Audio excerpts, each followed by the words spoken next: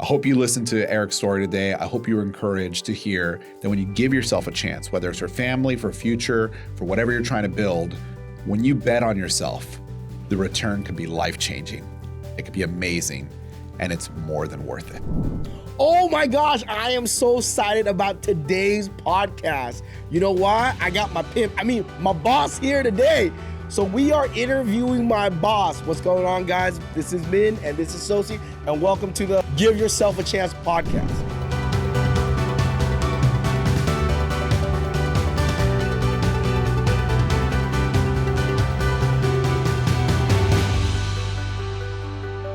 Kind of like my dear friend Forrest Gump, what he says. Life is like a box of chocolates. You don't know what you're gonna get. So when you find something new in life that happens, what do? Especially when it comes to your family. And my boss today is going to go over when life brings him something new, he gave his family a chance.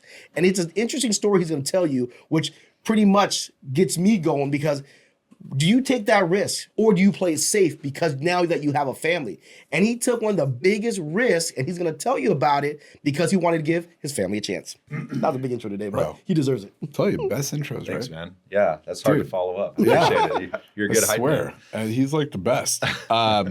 Eric, dude, thanks for joining the podcast today. Thanks for having me. Yeah, I know making time is a big deal. You have a lot on your plate. I know every time I try to go in there, I'm like, is he available? Is he not? I wouldn't miss it. He keeps the shades down on purpose, right? Because if his shade was up, we would wave through the window, and they're like, "Oh, can we come in?" But he keeps it down. I'll be honest. I keep the meeting in progress sign on my door at all times. That's the only way to get anything done. As far as anybody jumping in right now and they hit the thumbnail and they started watching, like, who is this guy? We'd love to answer that question first. Why should anybody listen today? You know, what have you accomplished? What kind of gives you some ethos there for them to spend the next 20, 30 minutes listening to your story?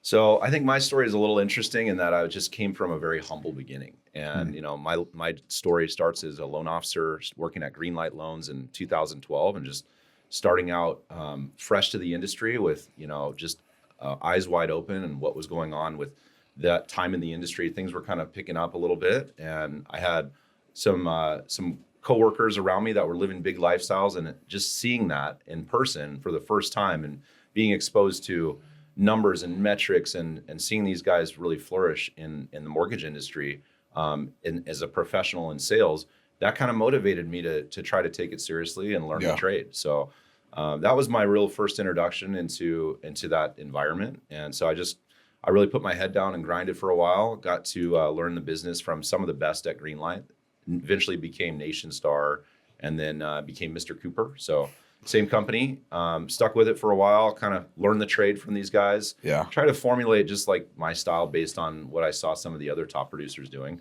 And I became decent at it. You know, I would say decent. I wasn't the best salesperson. I don't think I was like the best at processing loans or understanding guidelines. I wasn't like really a specialist in one thing, but maybe just learned a little bit about all aspects of the business and was well-rounded. So over the course of like 8 years, kind of just refined my skill set with being an originator. And that was all I focused on. Started out as a single guy, you know, no family, and had nothing but time to dedicate toward my career. So over that 8-year period, I moved around from, you know, a couple call centers, went to New American Funding, went back to Mr. Cooper after a couple of years.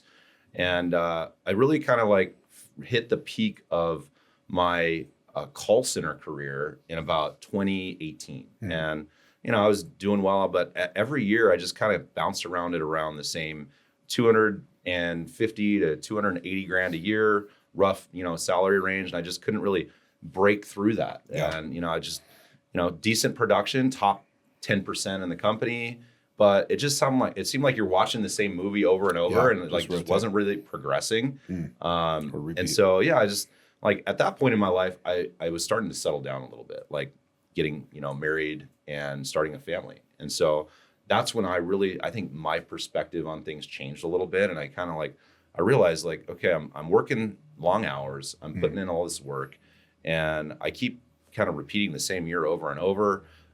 Some years are worse because it's so cyclical, and you kind of just don't have a good year every time the cycle goes down. And then, I just realized like, I think I needed to make a change in about the end of 2018 when, my first baby was due. And so I remember working hard all year in 2018, never taking vacation that year, just kind of grinding, working overtime and being number 3 for the year at Cooper. And then like toward the end of that year, our baby was due. Our first baby was due. And I wanted to take 30 days paternity leave. So I put in a request to take paternity leave and took a full 30 days. Came back from that. I had a nice time with the family to bond with the baby. And once I returned, I had already secured the trip for the year. I was number 3. The stats for the year were over. And my manager pulled me in when I got back, and he's like, "Hey, you gotta write you up for production." I'm like, "Well, what do you mean? I put in like, all the effort that I had this year, everything that I had into this." And so it just kind of was a rude awakening when he's like, "Yeah, it's just the last 30 days you didn't submit any loans." Just, completely shocked me that no matter what I was going to invest and all the time and effort and dedication into this company, that they just didn't really care. And it seemed like they were treating me like a number, and that was all I was ever going to be. So I realized like I needed to make a change. If I wanted to have time with my family, if I wanted to be able to do the things that I was going to do, take vacations, go to kids' sports games, and be able to be a family man, then it wasn't going to work in the call center long term. And I just I needed something different. I needed more control of my schedule. I needed an environment where I would be appreciated. And so that was when I really decided to like make a change. And so that's when things really took off for me personally and, for my family. I had like this crossroads.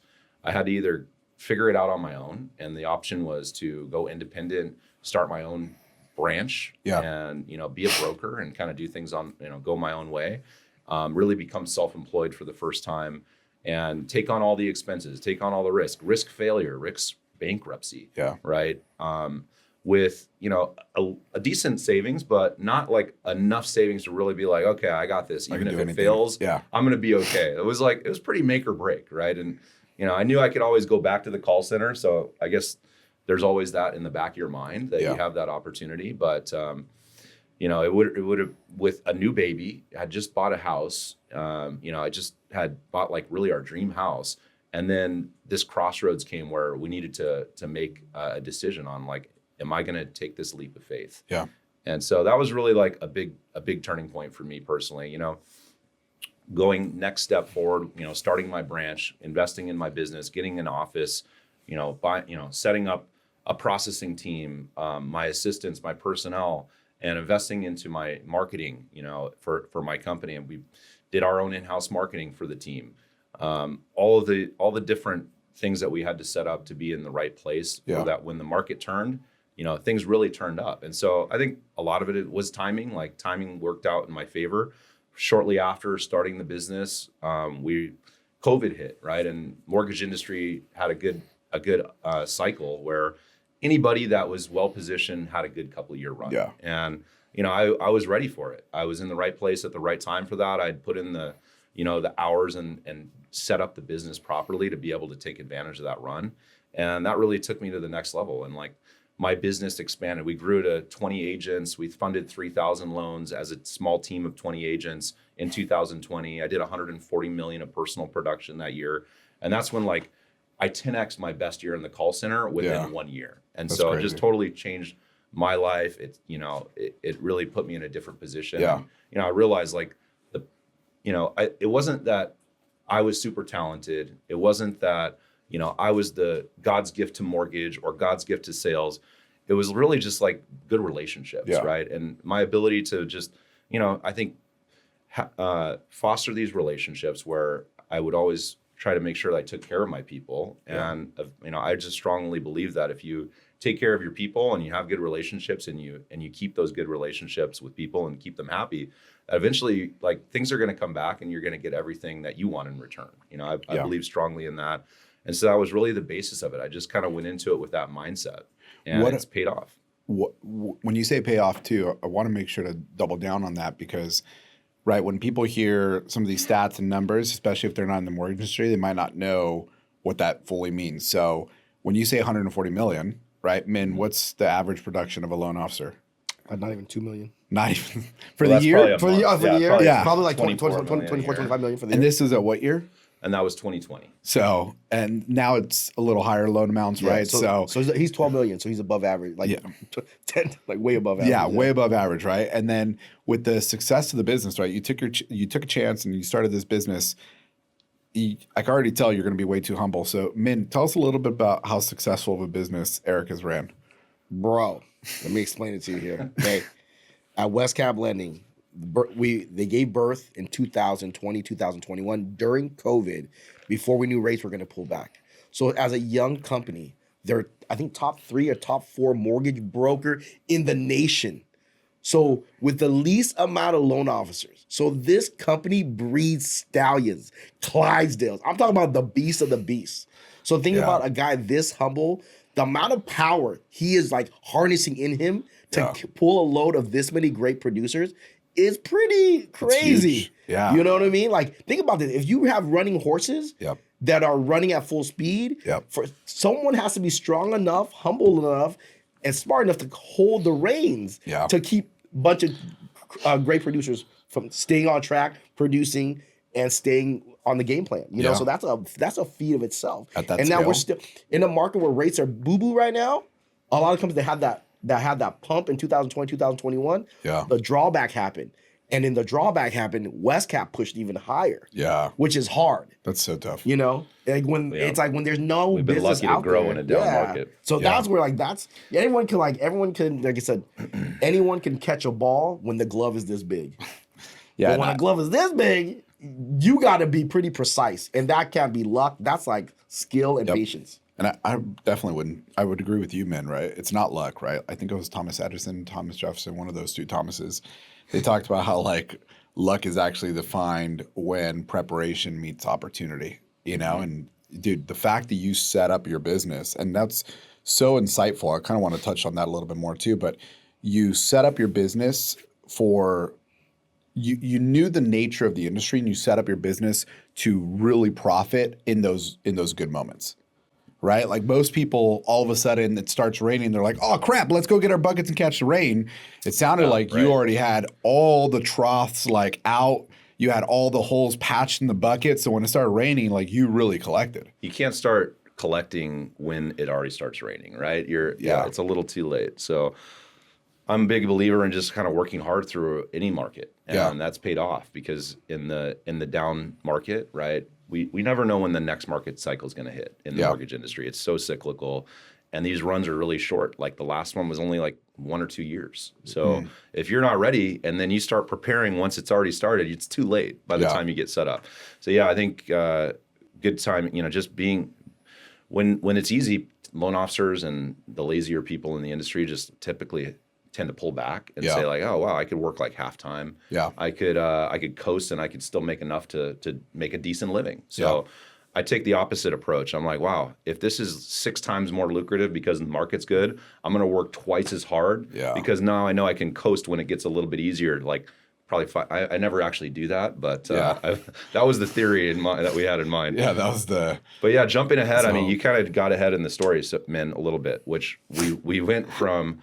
I had a personal branch at another brokerage, and then 2021, one of these, I don't want to mention the names, but there's 2 big juggernauts in the wholesale channel. One of them said, hey, if you want to work with us, you can't work with the other one. And that kind of it changed our opportunity a little bit. And we had to make a decision of like, I had a business partner, Danny Iskender, who, now we're working together on this big company, West Capital Lending, that, in 2021, when this whole addendum happened between United Wholesale and Rocket, that we had this like great opportunity and decided to branch off and start West Capital Lending. And so those are the numbers that you're talking about, right? $7 billion funded over the last 3 years. We've been in business for 3 years. We've accumulated the greatest talent of any mortgage company, I think, in history. You know, I don't want to be too boastful, but I think I truly believe that we have the best talent in the industry, and we're on a trajectory that we're going to be number 1 within the next year, and we're just going to dominate the whole channel. So I'm pretty excited about it. I think all these like minds are sticking together and kind of coming together to cross pollinate our ideas and strategies, and part of it is just taking ego out of the equation. Like, I don't have a huge ego. Danny doesn't have a big ego. I know you guys and our other leaders don't have big egos, and like all of this kind of works together in a synergistic way that we can just grow without thinking, how can I be in more control? It's just a matter of like, how can we win together, right? And so that's been I think really the foundation of how we've been able to grow so quickly. Yeah. Wow. There's three things that I kind of want to unpack from your experience. And the first would be a principle that I see that's been a means of your success is working hard, right? I don't think people usually know how hard you work because you're so silent, right? When we first started our partnership, I wasn't sure what you did. I was like, I don't know what this guy is. Like, is he a tech guy? Is he a process guy? Is he a sales guy? But now that I've worked with you so long, I'm like, shoot, like you're a lot guy. You're just a lot in a quiet way, and you don't take the spotlight for it, and you just get so much done. And so I see this common thread of being a really hard worker. And I know it was even there for you when you were a top producer in a call center, right? So for people who don't know call center LOs, it's something I never went into. I never experienced it. I only saw it secondhand. But a call center LO, show up sometimes 6 a.m. Yeah. Stop. You dial how many dials a day? Oh yeah, you gotta put in a lot of dials, like 100, 200 in a day. Long hours, 12-hour days, working weekends. Rejected, it's cussed out. Yes. Like I think you name it. My biggest one's like, so you have your family. Yeah. You go independent. As any business, money goes out before it comes in. Yeah. So as your new family, how do you tell your wife the bank account is depleting into investment and now going in? And she wanted to kill me. Yeah, keep the ship going. Yeah, there was definitely some it was questionable if this is the right move or not, where you're risking everything to try to make the dream happen. And there was definitely some doubts where there were some points in time where you're like, man, was this a mistake? It was around probably that point hit for me around the end of 2021 and the beginning of 2022, like fourth quarter 2021, beginning of 2022. Then the market really, when we first started the business, it was early 2021. It was like March. And then toward the end of that year, that's when the market started to shift the other direction. Yeah. So like I said, it's easy when the market's good, but everybody loses their ass when the market starts to shift against them, right? Yeah. So that's when you really have to be sharp, and you got to be, you have to be efficient. And so we started running into like, man, we really need to get more efficient, make sure that every dollar that we're spending is being spent in the right place, and we're not wasting money on things that we don't need to waste money on. And really tighten things up as a company, and make sure that we're not just kind of being frivolous. So that was a tough point where we had to all kind of really batten down the hatches. And I think we've been able to be nimble, and we kind of are able to run a big operation with a small team by being efficient and working well as a team. So it could have gone either way. We could have just completely screwed that up and run ourselves out of business in the first year, because the timing, I think that's the tendency that some of these mortgage companies run into, is that they get comfortable in a good market with being able to be sloppy, and then the market turns and they go out of business. Or they can't operate that way.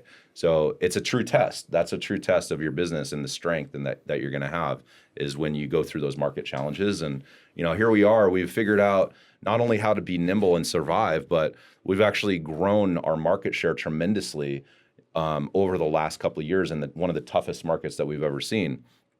Gone from a brand new startup with 2 LOs, Danny and I being the first 2 LOs of the company, in April of 2021, to we're the number 4 mortgage brokerage in the U.S. 3 years later. Yeah, freaking crazy. So the 3 things that I would love to kind of get some tips from you on for everyone who's listening, right? Because they hear your story, they're like, this guy went from,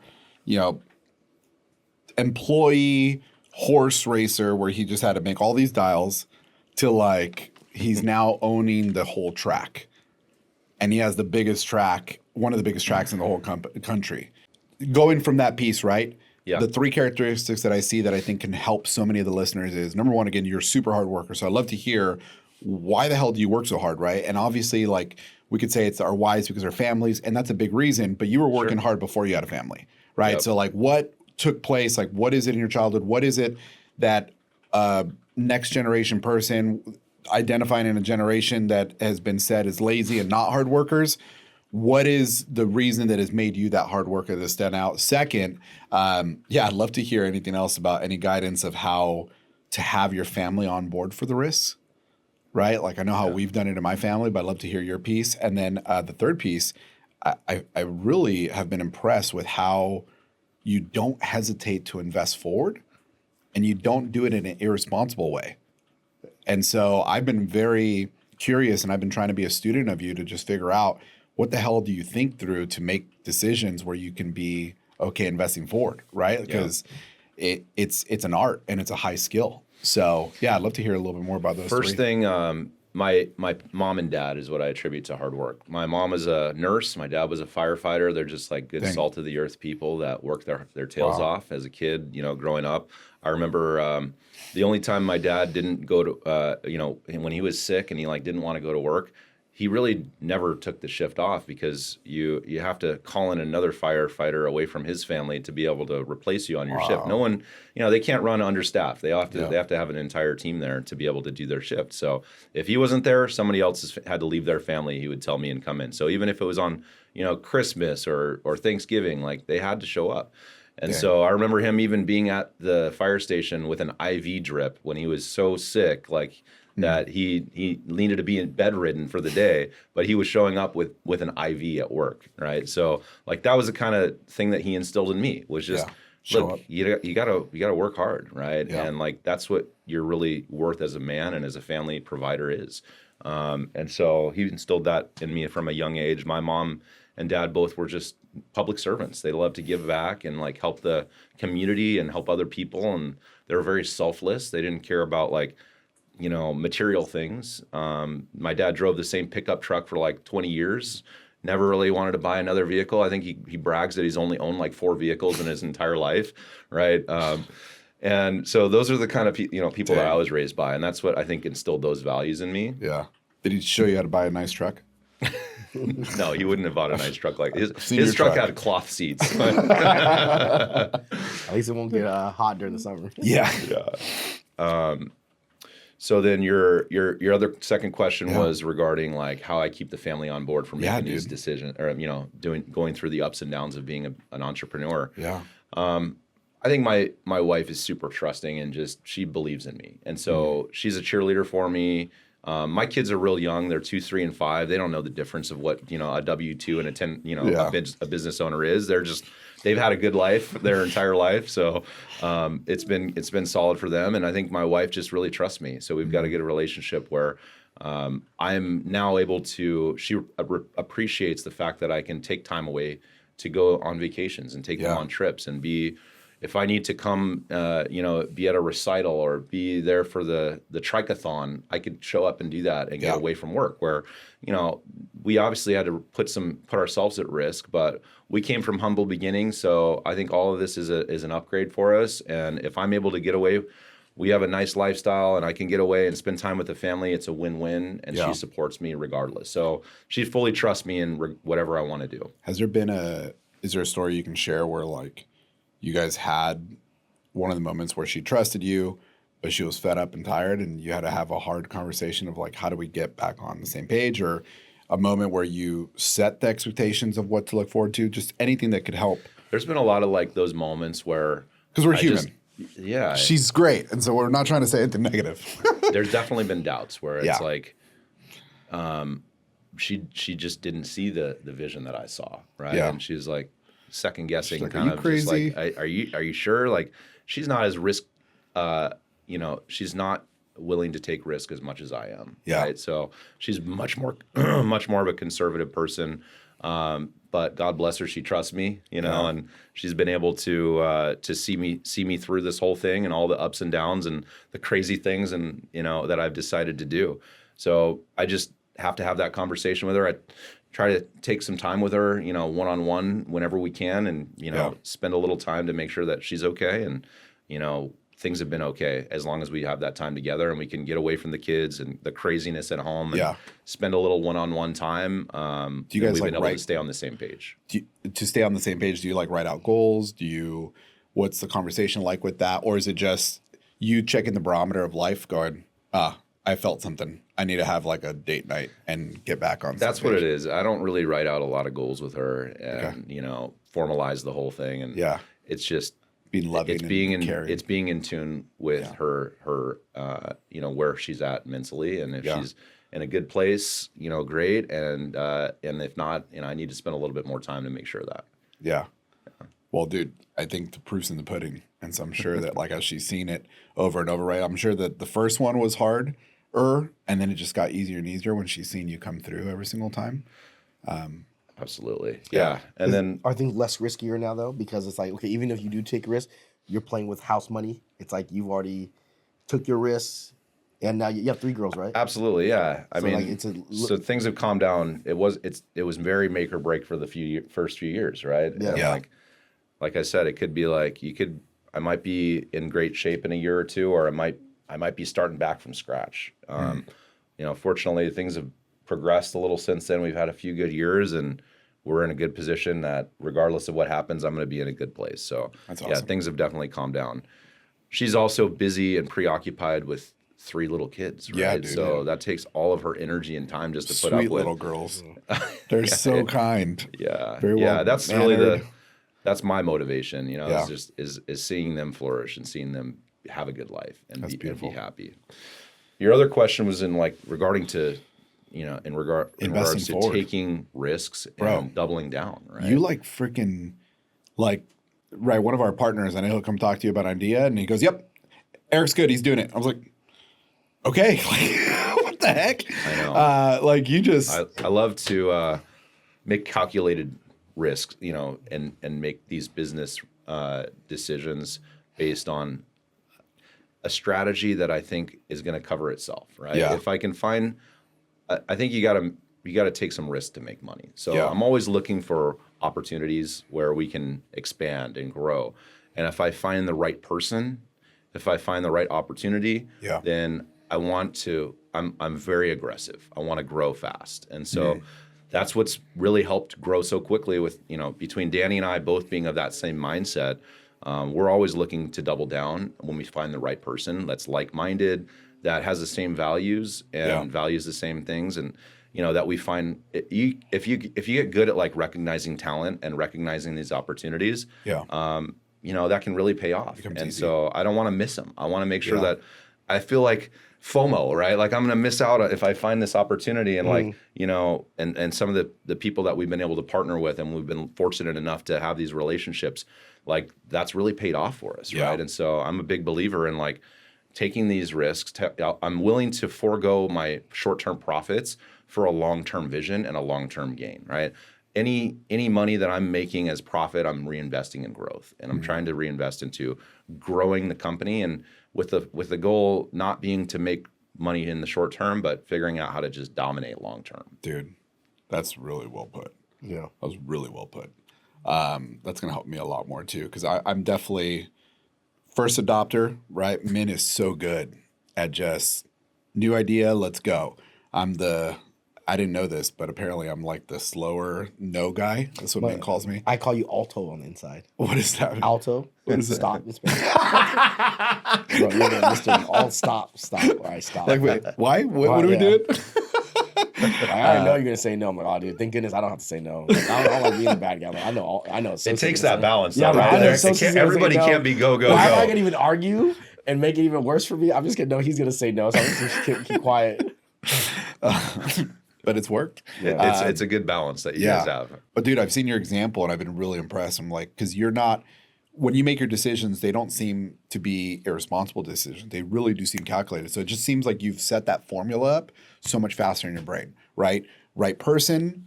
Do I make my money in the short run where it's break even? And do I take opportunity growth of new market share, right? It seems like those are 3 variables that you're testing, and you're testing them so quickly, and your experience has allowed you to identify them even quicker. That's why you're able to decide so fast. Yeah, I don't take all the credit. I mean, Danny and I bounce these ideas off each other. I don't make any decisions in a silo on my own without consulting with him. And we both have an eye for what are the opportunities that are going to take us to the next level? How are we going to get more market share? And it's a calculated, strategic approach to gaining market share. Yeah. Long term, right? And foregoing any kind of short term glory for a long term play.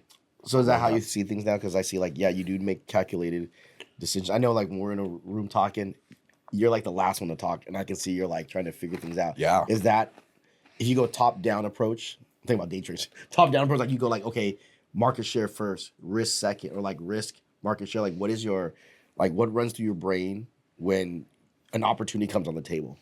Well, what's the worst that can happen, and what do you stand to gain? Okay. Right, and I like then that. what's the investment, and what's the long term picture? So yeah, I mean, I But like if the to long term isn't market share, then it's not. it's market share. Okay. It's how do we be in a position when the market turns to be able to really. That's when we're going to expand, right? We're putting all the pieces in place, but it's hard to grow in a down market from a production standpoint. We're growing really slowly from a production standpoint. Slowly, 25% from the beginning of the year. Well, no, we've yeah. So we funded 300 loans in January and then 1,000 in March. So we tripled our. We went obviously it's cyclical on a kind of a seasonal basis Yeah, as well. You kind that's of a go good through point. that end of the year slow period. So I attribute some to that. But the markets hasn't given us any gifts this year. It's only gone up this year. Even today. Right. So yeah, I like to try to be a good listener, right? That's why you won't hear me talking over people as much. And, I'm not going to try to dominate the conversation, but I'm going to listen. I'm going to take it back. I'm going to have a calculated response. And like my approach is exactly that. It's like, okay, what is the worst that could happen? What do we stand to gain? When would it pay off? What's the investment? And what am I going to, stand to gain long term from this? What else? What other?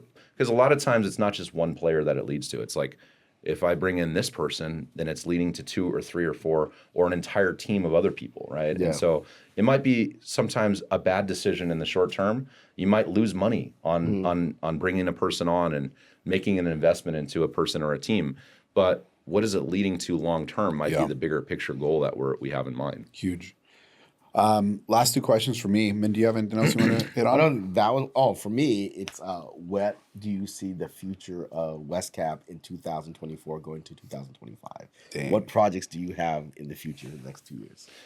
Well, we have a lot in play, a lot going on in the next year. So total new entire technology stack from everything we were doing from a technology standpoint will be replaced by the end of summer.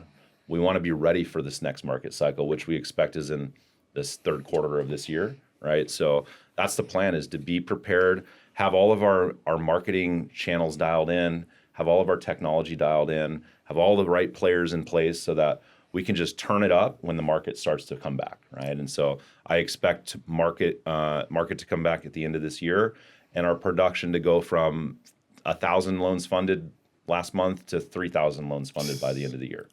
Do you feel it's coming from more volume or pulling retail loan officers into the broker world? Where do you see this jump coming from? Is it coming from more people or more loans because of the market? We already have 600 loan officers. It's a ton of LOs. Really, we could do a lot more with if we had the right amount of marketing for the LOs that we have. So we can do a lot with that. But yeah, we're going to bring, I would say, a lot more heads into the equation too. A lot more LOs are going to continue to. The thing has really started to snowball. People see their friends doing well, and they decide that they want to follow suit. Right? There's a big shift and a disruption in the industry where people are leaving retail and they're leaving direct to consumer, and they're wanting to get into wholesale. And so I think this is a time where we're seeing the biggest shift into the wholesale that we've ever seen, and at least in my history in the industry. And so I think that's going to continue. And then and we're getting good at doing well in a bad market. So if we're doing well in a bad market with the folks that we have, and we continue to build our crew, and then the market turns, then that's when things will really, really take off. Dude, now you're getting me stoked for this next year. I'm sure my wife listening to the recording is like, oh, I can't wait to see where we go at the end of the year for a trip. But last two questions for me. First, well, actually, Min already hit my second question, so I only have one last question. Partnership. We have a lot of people who've come on and they've shared that they would never do a business as a partnership again. Obviously, we have different opinions as well, but you split a 50-50 authority decision making with a partner, right? Yep. And from what I understand, you guys are 50-50 on everything. And I'd love to know, would you do that again? And what are some best practices you would encourage with partnerships now that you've experienced it for so long? I would absolutely do it again. I think that's the best way to do business. If you find a partner that fills in your weaknesses with their strengths, right? You have to be complementary personalities, in my opinion. And if you find that person, like, you can not only do twice as much, you can multiply your effectiveness, right? By Danny filling in some of the strengths that he has where I'm weak, and by me filling in some of the strengths where he has weaknesses, we have a more well-rounded, team that we can dominate with, right? And so I think there's a lot of power in finding the right partner, and trying to do everything on your own is just, not only is it's difficult mentally to keep yourself going, right? And the motivation and finding that motivation to continue, it's a lot harder when you don't have a partner to keep pushing you and holding you accountable, because I've done it on my own where I ran my branch on my own, right? And so, like, that was my first business and first experience as an entrepreneur. I would say, a lot of times I'd go golfing on Friday and just like take the day off a little early that day, or I didn't hold myself as accountable as I do now. But having another partner that takes it really seriously, it's pushed me to take the business way more seriously, and it's pushed him to take the business way more seriously. And then on top of that, just complementary, strengths and weaknesses can actually, I think, really accelerate the growth as well. So absolutely, I think it's the most, having too many partners or having the wrong partners, I think would have the opposite effect. But if you find the right partner, right, that you complement each other's weaknesses and strengths, then it can definitely multiply your effectiveness. Yeah, I like that multiplier piece. I think I forgot about that. I always just think of like double the work. But then, you're right. No, it's like you're going to quadruple your production by having the right person that fills in those gaps. It's not just double. Right? Yeah, it's not like 2 + 2. It's 2 × 2. Exactly. Is that a different number? Or, I don't know. 1 × 1 is the same as... Same. Yeah. So we'll do, it's not 2 + 4. It's 2 × 4. That's a better one. Yes. Well, if you guys have listened to this and you've been thinking to yourself, I have the work ethic, I have the potential, the talent to be able to be successful, and you've been in a rat race where you're just going and you're waiting for that moment to hit you in life where you go, well, when is enough, and when should I actually give myself a chance instead of just giving all my chances to my company? I hope you listened to Eric's story today. I hope you were encouraged to hear that when you give yourself a chance, whether it's for family, for future, for whatever you're trying to build, when you bet on yourself, the return could be life-changing. It could be amazing, and it's more than worth it. Thanks for listening to the show today, and we'll see you next time.